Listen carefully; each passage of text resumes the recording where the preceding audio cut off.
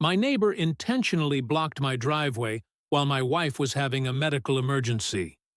What he didn't know was that he had just handed me the keys to his entire life. It was one of those perfect suburban mornings. The sun was shining, birds were chirping, and my wife, Sarah, and I were just enjoying a quiet Saturday.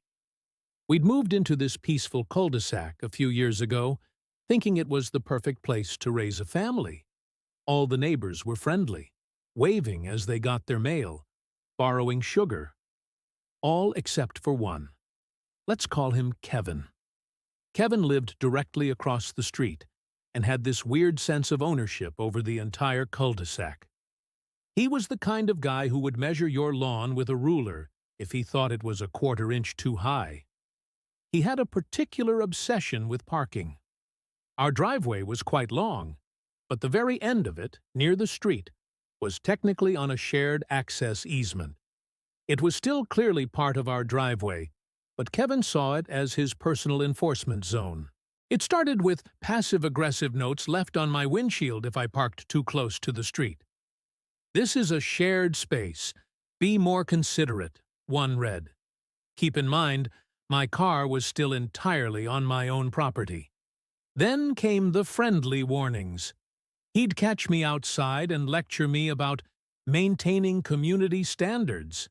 He even complained to the city once, claiming my legally parked truck was an obstruction. The city official who came out literally laughed and told Kevin to find a new hobby. I tried to be neighborly, explaining that we were never blocking anyone and that the end of our driveway was still, well, our driveway. But talking to Kevin was like talking to a brick wall. A very annoying, self-righteous brick wall. I mostly ignored him, thinking he was harmless. That was my biggest mistake. That Saturday morning, the peace was shattered. Sarah, who was 7 months pregnant, suddenly collapsed. She was in excruciating pain, barely conscious. I've never been more terrified in my life. I called 911, and the dispatcher told me an ambulance was on its way, but it could be 15 minutes due to a major accident nearby.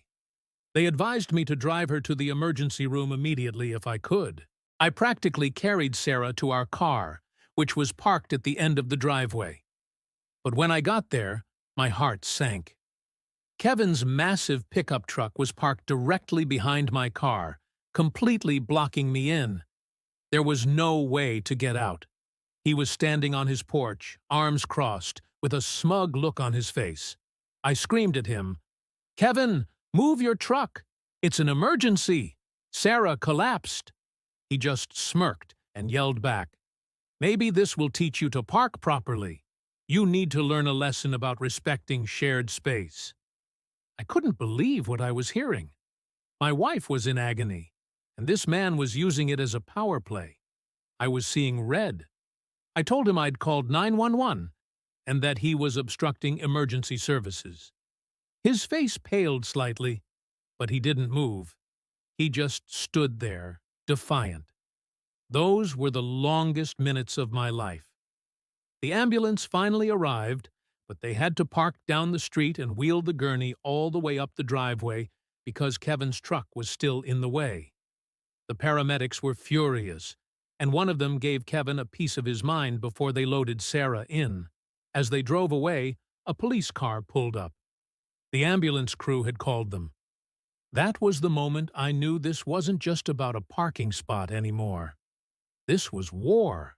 While Sarah was being treated at the hospital, thankfully, it was a complication that stabilized, and both she and the baby were going to be okay, I gave my statement to the police. I explained everything, emphasizing that Kevin admitted he did it on purpose to teach me a lesson. The officer's face grew grim. He told me that what Kevin did was not only monstrous, but also highly illegal. We're talking charges like reckless endangerment and obstructing emergency personnel. I spent that night at the hospital, my mind racing. The initial relief had been replaced by a cold, simmering rage. This wasn't just a neighborly dispute anymore. This man had put my wife and my unborn child's life at risk over a few feet of asphalt. He wanted to teach me a lesson? Fine. Class was in session. The next day, I contacted a lawyer. I didn't want an apology. I wanted justice, and I wanted to make sure Kevin could never, ever do something like this to anyone again. My lawyer listened to the story, his eyes widening. When I told him Kevin had admitted his intentions out loud, in front of me and the paramedics, he simply said, "Oh, he's done.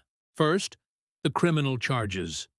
With my testimony and statements from the paramedics, the district attorney pressed charges against Kevin. He was arrested for reckless endangerment. The look on his face in his mugshot, which I may or may not have framed, was priceless. But that was just the appetizer. My lawyer then helped me file a civil suit. We sued for intentional infliction of emotional distress, false imprisonment, since he trapped me on my own property, and punitive damages. We had the police report, the paramedics as witnesses, and Kevin's long history of harassment as evidence.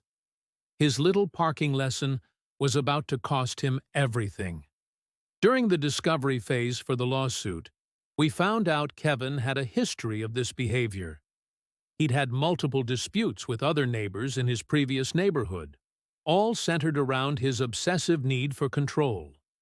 He thought he was the king of the cul-de-sac, but he was about to be dethroned. The day of the civil trial was incredible. Kevin's defense was that he didn't know it was a real emergency. My lawyer put the paramedic on the stand. "Did you hear the plaintiff scream that his pregnant wife had collapsed, and it was an emergency?" The paramedic looked the judge dead in the eye and said, "Yes," and I heard the defendant reply that he was teaching him a lesson.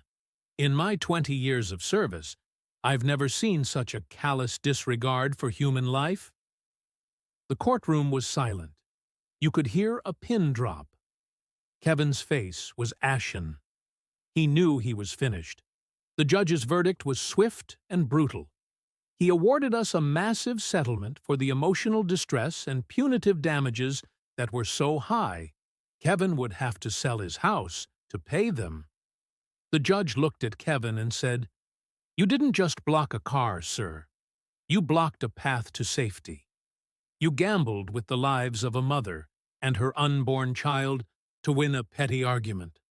There is no lesson you can teach that is worth that price." A few months later, a for sale sign went up in front of Kevin's house. The court-ordered sale went to auction to cover the damages he owed us. Life in the cul-de-sac returned to its peaceful state. Sarah gave birth to a beautiful, healthy baby girl. Sometimes, when I'm holding her and looking out the window, I see the new, friendly family moving into Kevin's old house, and I can't help but smile. He wanted to teach me a lesson about shared space. Well, I learned one. I learned that sometimes the best way to deal with a bad neighbor is to make sure they're not your neighbor anymore. And guess who had the winning bid at that housing auction? Let's just say, my property value is looking better than ever. If you thought that was satisfying, you won't believe what happened when I took over Kevin's old spot on the HOA board. The story of the community garden incident is even crazier. Hit that subscribe button so you don't miss it.